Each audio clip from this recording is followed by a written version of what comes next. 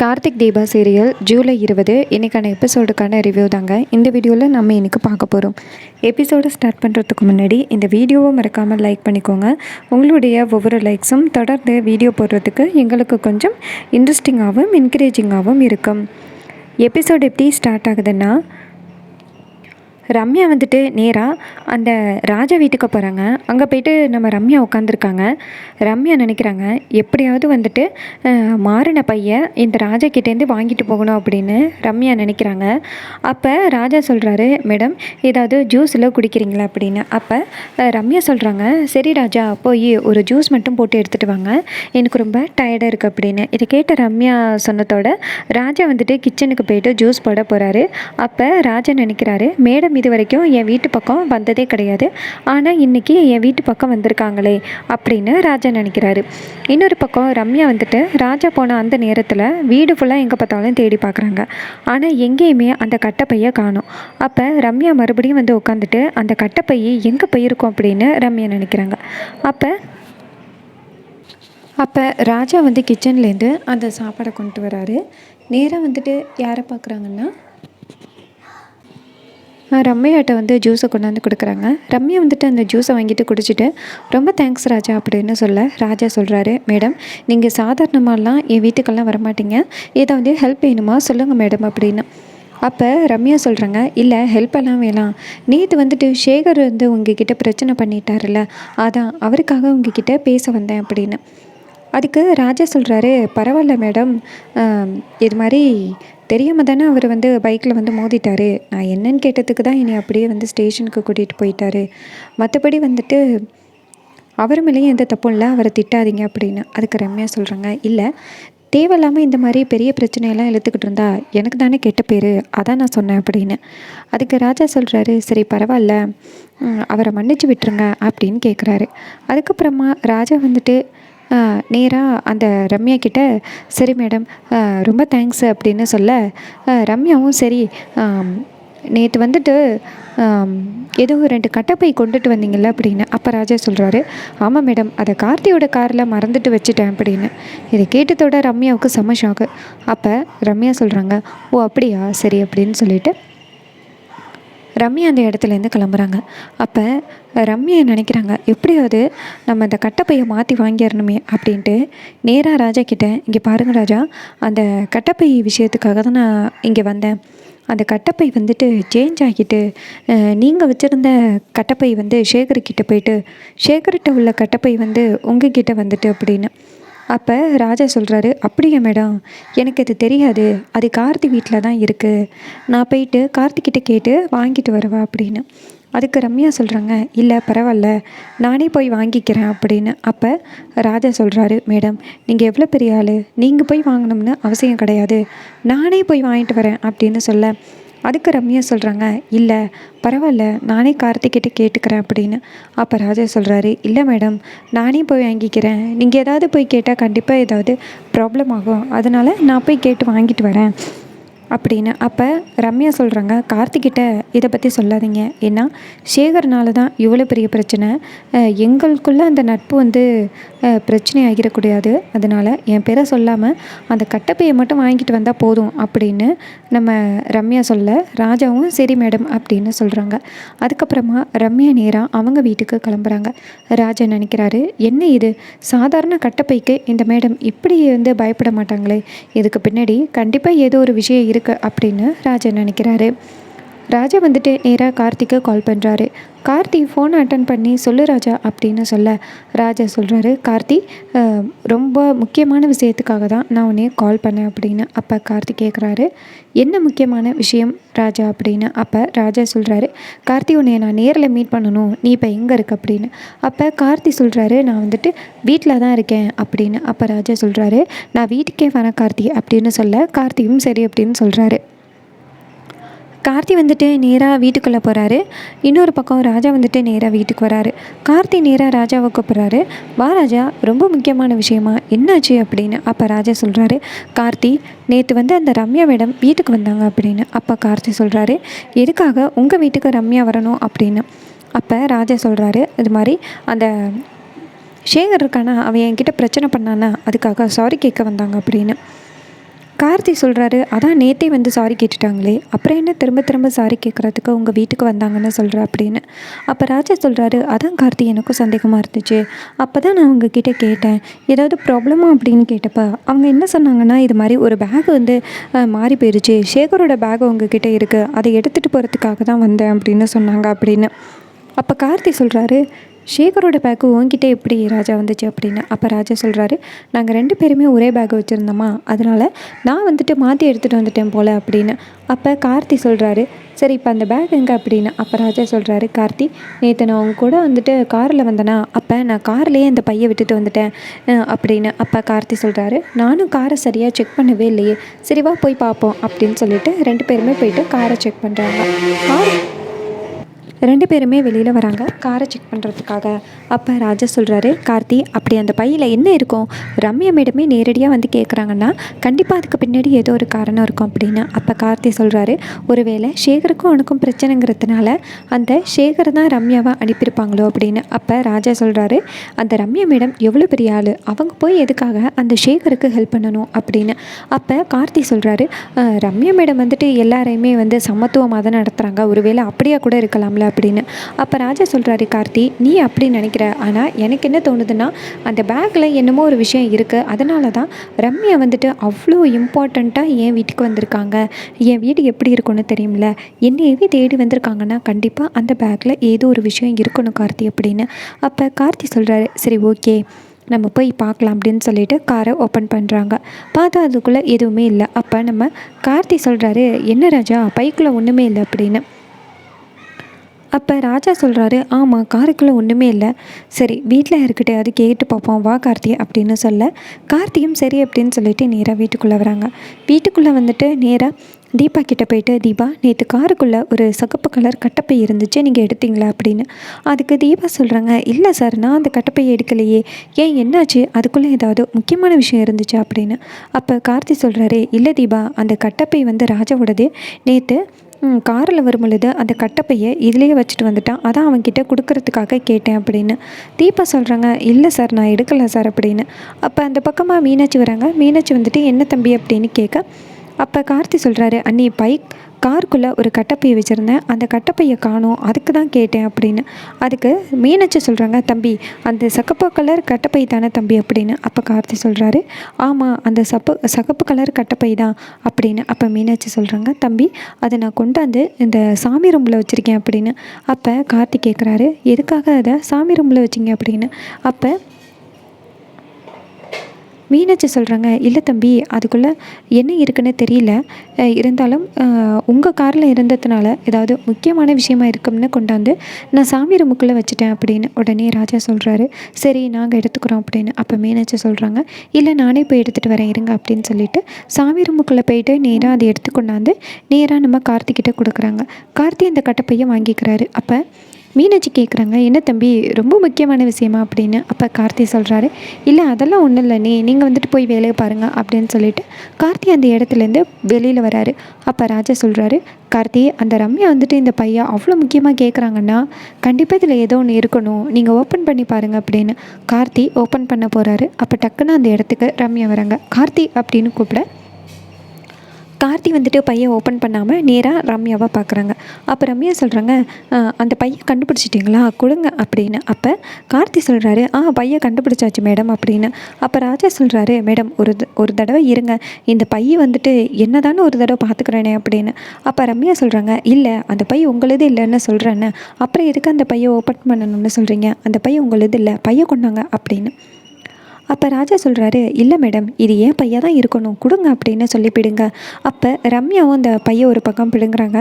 அப்போ கார்த்தி சொல்கிறாரு, ராஜா என்ன பண்ணுற பையை விடு அப்படின்னு. அப்போ டக்குன்னு ராஜா பையை விட, அப்போ ரம்யா கையிலேருந்து அந்த பை தவறி கீழே விழுது. விழுந்ததோட அதுக்குள்ளே வந்துட்டு ஒரு மாஸ்க்கு, தாடி, வெள்ளை வேட்டி, வெள்ளை சட்டை, ஒரு சாமியாருக்கு என்னெல்லாம் தேவையோ எல்லாமே இருக்குது. அதை பார்த்ததோட கார்த்தி ஷாக் ஆகி நேராக ரம்யாவை பார்க்குறாரு. அப்போ ரம்யா டக்குன்னு, ஐயோ இது யாரோட பைய அப்படின்னு சொல்ல, அப்போ ராஜா சொல்கிறாரு, என்ன மேடம் இவ்வளோ நேரம் இந்த பையன் உங்களோடதுன்னு அவ்வளோ பிடிவாதம் பண்ணீங்க, இப்போ இந்த பையன் யாரோடதுன்னு கேட்குறீங்க அப்படின்னு. அப்போ ரம்யா சொல்கிறாங்க, இல்லை சேகர் சொன்ன மாதிரி இந்த பையன் சேகரோடது அப்படின்னு நினச்சி பார்த்தா இதில் என்னென்னமோ இருக்கே அப்படின்னு. அப்போ ரம்யா சொல்கிறாங்க, இந்த பையன் வந்துட்டு என்னுடையது இல்லை, இது யாருடைய பையன்னு தெரியல கார்த்தி அப்படின்னு. அப்போ கார்த்தி அந்த முகமூடி தாடி எல்லாத்தையுமே எடுத்து பார்க்குறாரு. பார்த்ததோட செம ஷாக் ஆகுறாரு. அப்போ ராஜா சொல்கிறாரு, கார்த்தி இதை அப்படியே ஒரு சாமியாருக்கு கெட்ட போடுறதுக்கு என்னெல்லாம் வேணுமோ எல்லாமே இருக்குது கார்த்தி அப்படின்னு. அப்போ கார்த்தி சொல்கிறாரு, ஆமாம் எல்லாமே தான் இருக்குது அப்படின்னு. அப்போ ரம்யா சொல்கிறாங்க, கார்த்தி இது யாருடைய பையன்னு தெரியல கார்த்தி அப்படின்னு. அதுக்கப்புறமா அதில் ஒரு கட்டு பணமும் இருக்குது. அதை பார்த்துட்டு ராஜா சொல்கிறாரு, கார்த்தி இதுக்கு பின்னாடி கண்டிப்பாக ஏதோ ஒரு காரணம் இருக்குது கார்த்தி அப்படின்னு. அந்த நீரை பார்த்து வெளியில் சத்தம் கேட்டதோட தீபாவும் மீனாட்சியும் வராங்க. தீபா வந்துட்டு நேராக அந்த மாஸ்க்கு எல்லாத்தையும் பார்த்துட்டு அதிர்ச்சி ஆகுறாங்க. அப்போ தீபா சொல்கிறாங்க, சார் என்ன சார் இது அப்படின்னு. அப்போ கார்த்தி கேட்குறாரு, தீபா உங்களுக்கு ஏதாவது ஞாபகம் வருதா அப்படின்னு நம்ம கார்த்தி கேட்குறாரு. அப்போ தீபா அந்த பையை பார்த்துட்டு, சார் இது அப்படியே நான் ஒரு சாமியாரை பார்த்தேன்னு சொன்னேன்னா அவருடைய திங்ஸ் மாதிரியே இருக்கே அப்படின்னு. இது கேட்டதோட ராஜா சொல்கிறாரு, தீபா நல்லா ஞாபகப்படுத்தி சொல்லுங்கள், இந்த பையன் உங்களுக்கு ஞாபகம் இருக்கா அப்படின்னு. அப்போ தீபா சொல்கிறாங்க, இங்கே பாருங்கள் தம்பி ராஜா, எனக்கு இந்த பையன் எனக்கு நல்லா ஞாபகம் இருக்குது, இதுக்குள்ளே உள்ள பொருள் நல்லாவே ஞாபகம் இருக்குது அப்படின்னு. அப்போ ராஜா சொல்கிறாரு நேராக கார்த்திக்கிட்ட, கார்த்தி இந்த பை எப்படி நம்ம காருக்குள்ளே வந்திருக்கோம் அப்படின்னு. அப்போ கார்த்தி சொல்கிறாரு, நேற்று வந்துட்டு சேகர்னு ஒருத்தர் தானே இந்த பையை கொண்டு வந்தார். இப்போ ரம்யா கூட கேட்டாங்கன்னா இந்த பையை பற்றி கண்டிப்பாக இதுக்கும் ரம்யாவுக்கும் ஏதோ ஒரு தொடர்பு இருக்குது அப்படின்னு. அப்போ ரம்யா சொல்கிறாங்க, இங்கே பாருங்கள் கார்த்தி, இப்படி அபாண்டமாக என் மேலே பழி போடாதீங்க. நான் வந்துட்டு இது சேகரோட பை அப்படின்னு நினச்சி தான் வந்து கேட்டேன். அந்த பைக்குள்ளே நான் 10 லட்ச ரூபா பணத்தை வச்சு நான் கொடுத்துருந்தேன். அதனால தான் உங்ககிட்ட உண்மையை சொல்லலை. நான் ஒரு மிஸ்டேக் பண்ணிட்டேன், அதனால அவனுக்கு நான் பணம் கொடுத்தேன் அப்படின்னு. அதுக்கு ராஜா கேட்குறாரு, இங்கே பாருங்கள், அங்கே இருந்ததே 2 பைய மட்டும்தான். அதில் ஒரு பையை நான் மாற்றி எடுத்துகிட்டு வந்துட்டேன், ஒரு பையை அவர் எடுத்துகிட்டு போயிட்டார். மற்றபடி அந்த இடத்துல எந்த பையும் இல்லைன்னு எனக்கு நல்லா ஞாபகம் இருக்குது. இது அந்த நேற்று சேகர்னு ஒருத்தன் வந்தானே அவனுடைய பை தான் அப்படின்னு. அப்போ ரம்யா சொல்கிறாங்க, இல்லை அவனோட பைய இது கிடையாது அப்படின்னு. அப்போ கார்த்தி சொல்கிறாரு, இங்கே பாருங்கள், உங்களுக்கு ரொம்பவே குழப்பமாக இருந்துச்சுன்னா நீங்கள் இப்போவே சேகரை இந்த இடத்துக்கு கூப்பிடுங்க, நான் சேகர்கிட்ட கேட்டுக்கிறேன் அப்படின்னு. அப்போ ரம்யா கேட்குறாங்க, என்ன கார்த்தி என்னையவே விசாரிக்கணும்னு நினைக்கிறியா அப்படின்னு. அப்போ கார்த்தி சொல்கிறாரு, உங்களை விசாரிக்கணும்லாம் நான் நினைக்கவே இல்லை. நான் எதுக்காக சொல்கிறேன்னா, கண்டிப்பாக இது வந்துட்டு 4 பக்கட்டும் விசாரிக்கணும்னு நீங்கள் தானே சொன்னீங்க, அதனால தான் நான் கேட்டேன் அப்படின்னு. அப்போ ரம்யா சொல்கிறாங்க, இல்லை கார்த்தி என்னால் சொல்ல முடியாது அப்படின்னு. அதுக்கு நம்ம கார்த்தி சொல்கிறாரு, இங்கே பாருங்கள், நீங்கள் மட்டும் இப்போ சேகரை கூப்பிடலைன்னா உங்கள் மேலேயும் சந்தேகப்படுற மாதிரி இருக்கும்.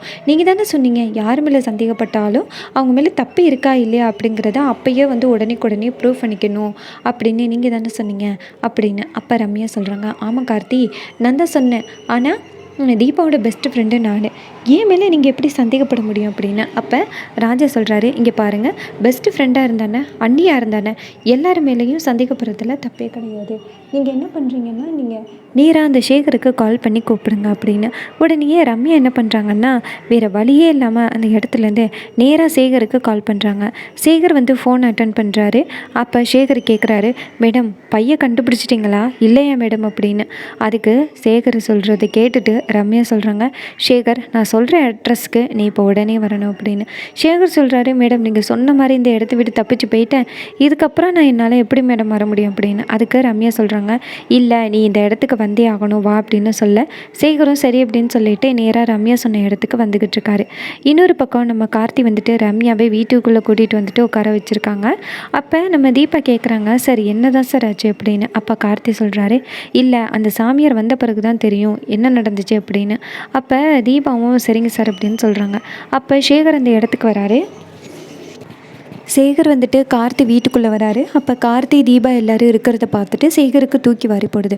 ஆகா என்ன இது, ஒட்டுமொத்தமாக எல்லாரும் இங்கே இருக்காங்களே, எதுக்காக என்னை கூப்பிட்ருப்பாங்க, ஒருவேளை ரம்யா மேடம் என்னையை வந்து கை காட்டி விட்டுட்டு அவங்க தப்பிக்க போகிறாங்களோ அப்படின்னு சேகர் நினைக்கிறாரு. அப்போ சேகர் வந்துட்டு நேராக ரம்யா கிட்டே வந்துட்டு, ரம்யா மேடம் என்னை எதுக்காக இங்கே வர சொன்னீங்க அப்படின்னு. அதுக்கு ரம்யா சொல்கிறாங்க, இங்கே பாரு சேகர், நான் உன்னை எதுக்காக வந்துட்டு உன்கிட்ட ஒரு பை கொடுத்தேன், ஒரு முக்கியமான விஷயத்துக்காக ஒரு 10 லட்ச ரூபா பணம் கொடுத்து கொண்டு போய் வட்டி கட்டிட்டு வர சொன்னேன். ஆனால் நீ அந்த பணத்தை மிஸ் பண்ணிட்ட. அதனால நான் கார்த்திக்கிட்ட அந்த பையை பற்றி கேட்டேன். ஆனால் கார்த்திக்கிட்ட அந்த பையே இல்லை அப்படின்னு சொல்லிட்டு வேறு ஏதோ ஒரு கட்டைப்பையை காமிக்கிறாரு. அந்த கட்டைப்பைக்குள்ளே ஏதோ சாமியார் வேஷம் போடுறதுக்கான எல்லா எக்யூப்மெண்ட்ஸும் இருக்குது.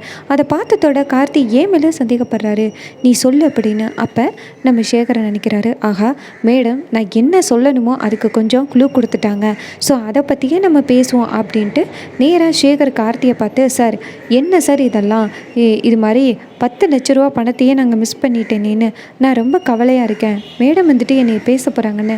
ஆனால் நீங்கள் வேறு ஒரு பழியை என் தலைமையில் ஏந்துறீங்களே. இங்கே பாருங்கள் சார், இந்த பையில் இருக்கிறதுக்கும் எனக்கும் எந்த வித சம்மதமும் கிடையாது அப்படின்னு.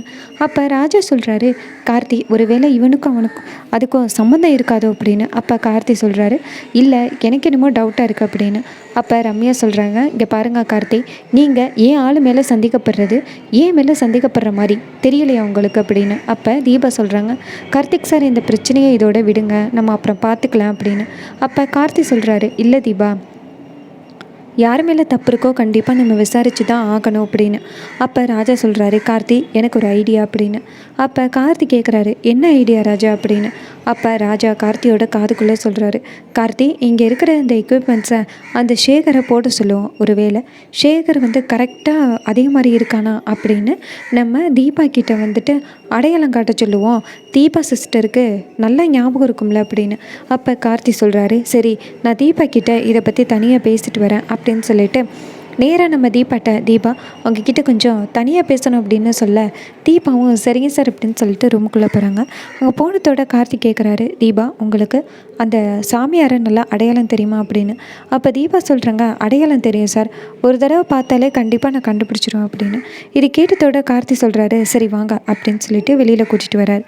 நேராக அந்த சேகரை பார்த்து, இங்கே பாரு, இதுக்குள்ளே நிறைய திங்ஸ் எல்லாம் இருக்குது சாமியார் வேஷம் போடுறதுக்கு, அதை அப்படியே நீ வந்துட்டு ரூமுக்குள்ளே போயிட்டு வியர் பண்ணிக்கிட்டு வர.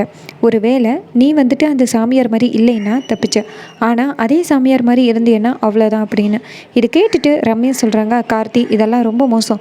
தீபா இங்கே என்ன நடக்குது, ஏன் ஆள் மேலேயே இவன் சந்தேகப்படுறாரு, கார்த்தி இப்படி இருப்பாருன்னு நான் நினைக்கவே இல்லை அப்படின்னு. அப்போ தீபா சொல்கிறாங்க, இங்கே பாரு ரம்யா, எனக்கு உன் மேலே முழு நம்பிக்கை இருக்குது, அதனால் நீ இந்த தப்பும் பண்ணியிருக்க மாட்டேன். சேகர் வந்துட்டு இந்த திங்ஸை போடுறதுனால நமக்குள்ளே எந்த பிரச்சனையும் வந்துடாது, நீ போட சொல்லி இதில் என்ன இருக்குது அப்படின்னு. உடனே ரம்யா நினைக்கிறாங்க, ஐயோ தீபா நீ என்னடி அதுக்கு மேலே யோசிக்கிற, நம்மளுக்கு வேறு வேலை இல்லை, இந்த திங்ஸை நம்ம இன்றைக்கி போட்டு தான் ஆகணும் அப்படின்ட்டு ரம்யா நினைக்கிறாங்க. அப்போ சேகர் நேராக ரம்யாவை பார்த்து, மேடம் நம்ம இந்த திங்ஸை போட்டால் நான் மாட்டிப்பனே, அப்படியே அந்த போலிச்சாமியார் மாதிரி இருப்பனே அப்படின்னு. அப்போ ரம்யா சொல்கிறாங்க, இங்கே பாரு நீ போய் போட்டுட்டு வா அப்படின்னு. அப்போ சேகரும் நினைக்கிறாரு, கண்டிப்பாக இந்த மேடம் எனக்கு எதிராக என்னமோ யோசிச்சிட்டாங்க, நான் சிக்க போகிறேன் அப்படின்னு நினைக்கிறாங்க சேகர். ஒரு வேளை சிக்கிற மாதிரி இருந்துச்சுன்னா ரம்யா மேடத்தை நம்ம காட்டி கொடுத்துருவோம் அப்படின்னு சேகர் நினைக்கிறாரு. அப்போ ராஜா சொல்கிறாரு, இப்போ வரியா இல்லையா அப்படின்னு. அப்போ சேகரும் சரி அப்படின்னு சொல்லிட்டு நேராக ரூம்குள்ளே போகிறாரு. அங்கே போயிட்டு நேராக திங்ஸை சேஞ்ச் பண்ணுறதுக்காக நிற்கிறாரு. ராஜா சொல்கிறாரு, இப்போ எடுத்து போடுறியா இல்லையா அப்படின்னு. அப்போ சாமியார் சொல்கிறாரு, இங்கே பாரு ராஜா, நான் உனக்கு எவ்வளோ பணம் வேணாலும் தரேன், தயவு செஞ்சு நீ விட்டுரு அப்படின்னு. அப்போ ராஜா சொல்கிறாரு, இங்கே பாரு, நீ இப்போ சொன்ன விஷயத்தையே நான் மாப்பிள்ளைக்கிட்ட சொல்லிடுவேன், மரியாதையாக இந்த ட்ரெஸ்ஸை மாட்டிக்கிட்டு வெளியில் வா அப்படின்னு சொல்லிட்டு ராஜா வந்துட்டு கதவை சாத்திட்டு வெளியில் வராரு. அப்போ கார்த்தி கேட்குறாரு, அந்த சாமியார் வந்துட்டு எல்லாமே போட்டுட்டானா அப்படின்னு.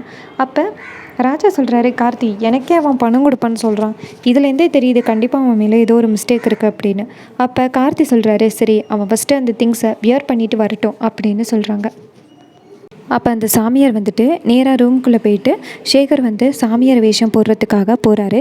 ஆனால் இருந்தாலும் அவருக்கு பயமாக இருக்குது, எப்படியா இருந்தாலும் நம்ம மாட்டிப்போம், அதனால் இந்த சாமியார் வேஷத்தை போடக்கூடாது, நம்ம எப்படியாவது எஸ்கேப் ஆயிடுவோம் அப்படின்ட்டு அந்த ரூம் ஜன்னல் கதவை வந்து உடைக்கிறதுக்கு பார்க்குறாரு. அப்போ கார்த்தி கேட்குறாரு, என்ன இது ரூம்குள்ளே ஏதோ சத்தம் கேட்குது அப்படின்னு. அப்போ ராஜா போயிட்டு கதவை தட்டுறாரு. ஆனால் அந்த சேகர் வந்துட்டு கதவை ஓப்பன் பண்ணவே இல்லை. உடனே ராஜா வந்துட்டு கார்த்திகிட்ட சொல்கிறாரு, கார்த்தி அந்த ரூம் கதவை ஓப்பன் பண்ண மாட்டேங்கிறான் அப்படின்னு. உடனே கார்த்தி அங்கேருந்து போயிட்டு கதவை உடைக்கிறாரு. பார்த்தா உள்ளார சேகர் வந்துட்டு கதவை ஜன்னலை வந்து திறந்துக்கிட்டு இருக்காரு. இதை பார்த்துட்டு கார்த்தி போயிட்டு அந்த சேகரை பிடிக்கிறாரு. இங்கே பாரு, உன் மேலே தப்பு இல்லைன்னா எதுக்கு இந்த கெட்டப்பை போடுறதுக்கு பயப்படுற, மரியாதையாக இந்த கெட்டப்பை போடு அப்படின்னு கார்த்தியும் ராஜாவும் பக்கத்தில் இருந்து அந்த கெட்டப்பை அந்த சேகரை போட சொல்கிறாங்க. சேகரும் அந்த கெட்டப்பை போடுறாரு. போட்டு முடிச்சதோட நம்ம ராஜா சொல்கிறாரு, கார்த்தி இவன் பார்க்குறதுக்கு அப்படியே அந்த போலி சாமியார் மாதிரியே இருக்கிற மாதிரி தெரியுது. இனிமே தீபா சிஸ்டர் நேரடியாக பார்த்துட்டு சாட்சி சொல்கிறது மட்டும்தான் மிச்சம் அப்படின்னு சொல்கிறாங்க. அப்போ சேகர் வந்து அடம்பிடிக்கிறாரு. இல்லை என்னால் வர முடியாது அப்படின்னு ரொம்ப அடம்பிடிக்கிறாரு. அப்போ ராஜா வந்துட்டு சேகரை பிடிச்சி வெளியில் இழுத்துட்டு வராங்க. அப்போ ரம்யா இதை பார்த்துட்டு அதிர்ச்சி ஆகுறாங்க. ஆகா, இவன் அப்படியே அந்த சாமியார் மாடியே கிளம்பி வரானே, நம்ம என்ன பண்ணுறது அப்படின்னு ரம்யா பயப்படுறாங்க. அப்போ நம்ம ரம்யா வந்துட்டு தப்பிக்கிறதுக்காக ஏ தீபா இப்போ நீ பாரு, இவனை பார்த்தா அந்த சாமியார் மாதிரியே இருக்குது அப்படின்னு. அப்போ நம்ம தீபா நேராக அந்த ரம்யாவை பார்த்து, ஏ ரம்யா உனக்கு தெரியலையா, நீ தானே அந்த சாமியாரை பார்த்த அப்படின்னு. அப்போ ரம்யா பயப்பட ஆரம்பிக்கிறாங்க. ஐயோ நம்ம மாட்ட போகிறோமே, என்ன பண்ணுறது அப்படின்னு. அப்போ நம்ம தீபா வந்துட்டு நிற்கும் பொழுது நம்ம கார்த்தி வந்து நேராக அந்த சாமியாரை கூட்டிகிட்டு வந்துட்டு தீபாவோட எதிர்க்க நிற்க வச்சு அந்த சாமியாரை பார்த்து, தீபா இங்கே பாரு இந்த சாமியாரை, அன்னைக்கு நீ பார்த்த போலி சாமியார் மாதிரி இருக்கானா அப்படின்னு. அப்போ தீபா நல்லா பார்க்குறாங்க. அப்போ சேகர் சொல்கிறான், பாருங்கள் மேடம் என்னை பார்த்தா போலி சாமியார் மாதிரியே இருக்குது அப்படின்னு. அப்போ நம்ம தீபா வந்துட்டு நேராக ரம்யாவை பார்த்து, ரம்யா நீ அன்னைக்கு கூட்டிகிட்டு போனில்ல அதே மாதிரி இருக்கான்னு அப்படின்னு. அப்போ நம்ம ராஜா வந்துட்டு நேராக அந்த சேகரை பார்த்து, இங்கே பாரு ஒழுங்காக பேசு சாமியார் மாதிரி அப்படின்னு. அப்போ அந்த சேகர் வந்துட்டு பேச டக்குன்னு நம்ம தீபா கண்டுபிடிக்கிறாங்க. சார் இவன் தான் சார், இவனே தான் சார் அப்படின்னு.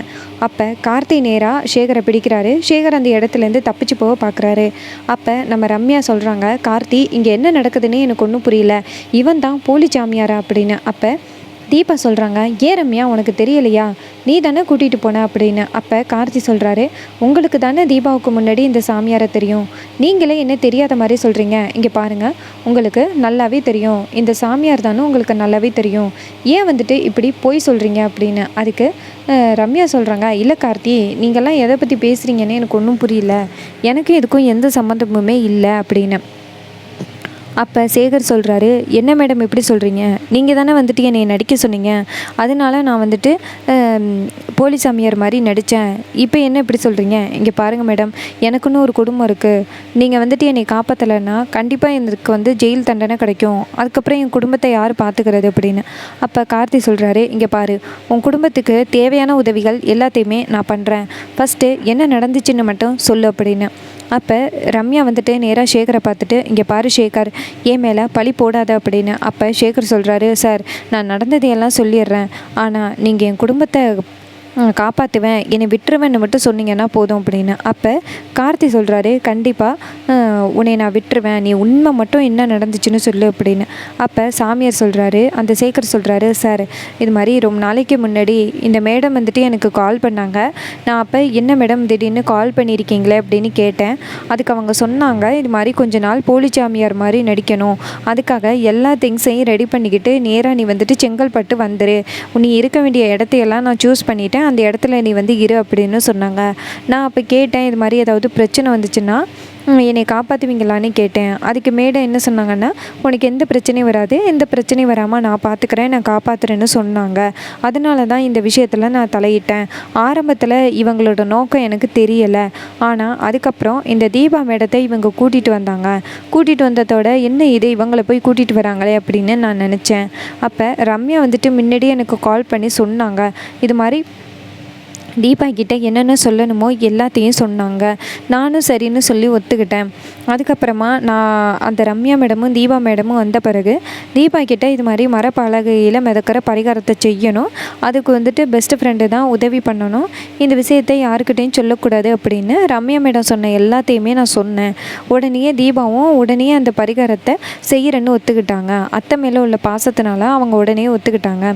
இந்த பரிகாரத்தை செய்கிறதுக்கு எல்லா ஏற்பாடுகளையும் செய்ய சொல்லி என்கிட்ட ரம்யா சொன்னாங்க. நானும் அதே மாதிரி நான் அந்த பரிகாரத்தை செய்கிறதுக்காக ஒரு நல்ல இடத்தையும் வந்து செலக்ட் பண்ணேன். ஆனால் அந்த இடத்துல பரிகாரம் செய்கிறதுக்கு முன்னாடியே அந்த இடத்துக்கு போலீஸ் வந்துட்டாங்க. நாங்கள் வந்துட்டு ஏதோ தப்பான வேலை பண்ணுறோம் அப்படின்ட்டு அங்கே உள்ள பொருள் எல்லாத்தையுமே அவங்க எடுத்துகிட்டு போயிட்டாங்க. மறுபடியும் மறுநாள் காலை வேறு இடத்துல பூஜைக்கான எல்லா ஏற்பாடுகளும் நடந்துச்சு. அப்போ திடீர்னு இந்த தீபா மேடத்துக்கு என்னாச்சுன்னு தெரியல, நான் எதுக்காக பரிகாரம் பண்ணணும், இந்த பரிகாரத்தை என் பெஸ்ட் ஃப்ரெண்டு ரம்யா பண்ணுவா அப்படின்னு சொன்னதோட எனக்கு ஷாக் ஆகிட்டு. அப்போ நான் வந்துட்டு தீபாவை பார்த்து நீ தான் இந்த பரிகாரத்தை பண்ணணும் அப்படின்னு நான் ரொம்ப வந்துட்டு மிரட்டினேன். அப்போ டக்குன்னு அந்த தீபா வந்துட்டு ஏதோ ஒரு கடவுள் சக்தியாக மாறின மாதிரி இருந்துச்சு. உடனே அவங்க வந்துட்டு என்னை வந்து விரட்டி அடிச்சிட்டாங்க. நான் அந்த இடத்துலேருந்து பயந்து ஓடிட்டேன். அதுக்கப்புறம் என்ன நடந்துச்சுன்னே எனக்கு ஒன்றும் புரியல. அதுக்கப்புறமா நான் ஓடி போயிட்டேன். போயிட்டு தலைமறைவாக இருந்தேன். இன்னொரு பக்கம் என்ன நடந்துச்சுன்னு தெரியல. ஆனால் நான் வந்துட்டு ரம்யா மேடத்துக்கு கால் பண்ணி கேட்டப்போ தீபாவை கொலை பண்ண முடியலைன்னு சொன்னாங்க. அப்போ தான் எனக்கு புரிஞ்சிச்சு இவங்க வந்துட்டு தீபாவை கொலை பண்ணுறதுக்காக தான் இந்த பரிகார செட்டப்பையே பண்ணியிருக்காங்கன்னு தோணுச்சு. என் மேலே எந்த தப்பும் இல்லை. இது எல்லாத்துக்குமே காரணம் இந்த ரம்யா மேடம் தான். அவங்க சொன்னதுனால தான் நான் இதையெல்லாம் பண்ணேன் அப்படின்னு. இதை கேட்டதோட ரம்யா திருன்னு முழிக்கிறாங்க. ரம்யா நினைக்கிறாங்க, ஆஹா இவன் அப்படியே எல்லாத்தையுமே போட்டு உடச்சிட்டானே, நம்ம என்ன பண்ணுறது அப்படின்னு ரம்யா நினைக்கிறாங்க. அப்போ தீபா வந்துட்டு நேராக ரம்யா பக்கத்தில் வந்து நிற்கிறாங்க. அப்போ ரம்யாவை ஓங்கி அரைஞ்சி, ஏன் ரம்யா ஏன் இப்படிப்பட்ட ஒரு வேலையை பண்ண அப்படின்னு கேட்க, அப்போ ரம்யா சொல்கிறாங்க, இங்கே பாருடி நான் என்ன பண்ணேன் அப்படின்னு. அப்போ தீபா சொல்கிறாங்க, நான் உன்னுடைய பெஸ்ட் ஃப்ரெண்டு தானே, என்னை எதுக்கு கொலை பண்ண முயற்சி பண்ண அப்படின்னு. அதுக்கு ரம்யா சொல்கிறாங்க, இங்கே பாரு உன்னை நான் எதுக்காக கொலை பண்ண முயற்சி பண்ணேன் தெரியுமா, நீ வந்துட்டு எனக்கும் கார்த்திக்கும் இடையில வந்துட்டு அப்படின்னு. அப்போ தீபா கேட்குறாங்க, உனக்கும் கார்த்திக்கும் இடையில நான் எப்படி வந்தேன் அப்படின்னு. அதுக்கு ரம்யா சொல்கிறாங்க, இங்கே பாரு நான் தான் கார்த்தியை கல்யாணம் பண்ணியிருக்க வேண்டியது, ஆனால் நீ வந்துட்டு கார்த்தியை கல்யாணம் பண்ணிட்ட அப்படின்னு. அப்போ தீபா சொல்கிறாங்க, இங்கே பாரு உனக்கு கார்த்தியை மாப்பிள்ளை பார்த்தது நிஜம்தான், ஆனால் நீ அப்பயே வந்துட்டு கார்த்திக் சாரை கல்யாணம் பண்ணியிருக்கலாம்ல, அப்போ வேணான்னு சொல்லிட்டு இப்போ அவருக்கு கல்யாணம் நடந்து முடித்த பிறகு இப்போ வந்து சொல்கிறது நியாயமெல்லாம் இல்லை அப்படின்னு. அப்போ கார்த்தி வந்து சொல்கிறாரு, இங்கே பாருங்கள் அடுத்த புருஷனுக்கு ஆசைப்படுறது ரொம்ப தப்பு, நீங்கள் என்ன இப்படி ஒரு பட்ட வேலையை பண்ணுறீங்க, நீங்கள் படிச்சுனீங்க தானே அப்படின்னு. அப்போ ரம்யா சொல்கிறாங்க, கார்த்தி தயவு செஞ்சு இந்த தீபா கூட என்னை ஒப்பிடாதீங்க, இங்கே பாருங்கள் நானும் தீபாவும் ஒன்றா, இங்கே பாருங்கள் உங்களுக்கு தீபா பொண்டாட்டியாக வந்தால் அது உங்களுடைய பேட் லக்கு, தீபாவுக்கு எதுவுமே தெரியாது, தீபா ஒரு பட்டிக்காடு அப்படின்னு சொல்லி பேச கார்த்தி வந்து டக்குன்னு ரம்யா கிட்ட ஒரு நிமிஷம் நிறுத்துறீங்களா அப்படின்னு சொல்ல. அப்போ ரம்யா கேட்குறாங்க, இங்கே பாருங்கள் கார்த்தி நான் தான் உங்களுக்கு பொருத்தமான ஜோடி, அதை ஏன் நீங்கள் நினைக்க மாட்டேங்கிறீங்க அப்படின்னு. அதுக்கு கார்த்தி சொல்கிறாரு, இங்கே பாருங்கள் நீங்களும் தீபாவும் என்றைக்குமே ஒன்றாக முடியாது, அவங்க அத்தை உயிர் பிழைக்கிறதுக்காக தீபா வந்துட்டு அந்த பரிகாரத்தை ஏற்றுக்கிட்டாங்க, இன்னுமே எங்கள் அம்மா வந்துட்டு குணமாகணும் அப்படின்னு தீபா ஒரே ஒரு பொழுது மட்டும்தான் சாப்பிட்டுக்கிட்டு இருக்காங்க, சுத்தமாக சாப்பிட்றதே கிடையாது, அவ்வளோ பெரிய தியாகமெல்லாம் தீபா இந்த குடும்பத்துக்காக பண்ணிக்கிட்டு இருக்காங்க. அன்றைக்கி என்கிட்ட என்ன சொன்னாங்க தெரியுமா, இந்த குடும்பத்துக்காக நான் சாகிறதுக்கு கூட தயாராக இருக்கேன்னு சொன்னாங்க. இந்த குடும்பத்துக்கும் தீபாவுக்கும் அப்படி என்ன சம்மந்தம், தீபா இந்த வீட்டுக்கு ஒரு ஆக்சிடெண்ட்டாக தான் வந்தாங்க, ஆனால் அதுக்கப்புறம் தீபாவோட குணத்தை புரிஞ்சுக்கிட்டு நாங்கள் எல்லாருமே தீபாவை ஏற்றுக்கிட்டோம், ஆனால் நீங்கள் இப்போதைக்கு வந்துட்டு